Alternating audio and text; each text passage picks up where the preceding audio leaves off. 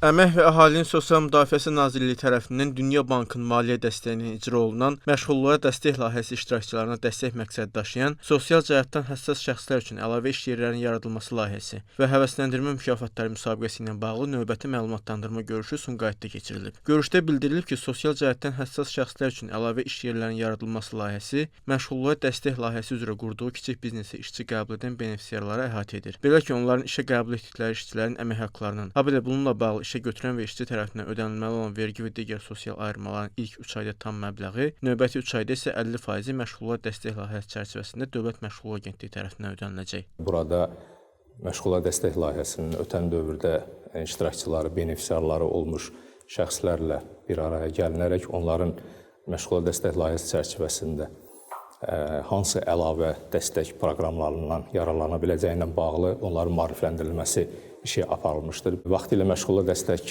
layihəsi proqram iştirakçıları olmuş benefisiarların onların son illərdə göstərdiyi fəaliyyət, uğurlu fəaliyyət nəzərə alınmaqla onlara Dövlət Məşğulluq Agentliyi tərəfindən layihə çərçivəsində əlavə köməklik göstərilir. Daha sonra çıxış edən benefisiarlar özünə məşğulluq proqramı çərçivəsində öz kiçik bizneslərini tam formalaşdırdıqlarını, hətta genişləndirərək əlavə işçi götürdüklərini, əmək haqqının birgə maliyyələşdirilməsi mexanizmindən və həvəsləndirmə mükafatları müsabiqəsindən faydalandıqlarını bildiriblər. Benefisiarlar qeyd edilən layihə və müsabiqəyə müraciət qaydaları barədə məlumatlandırılıb, onları maraqlandıran suallara cavablandırılıb.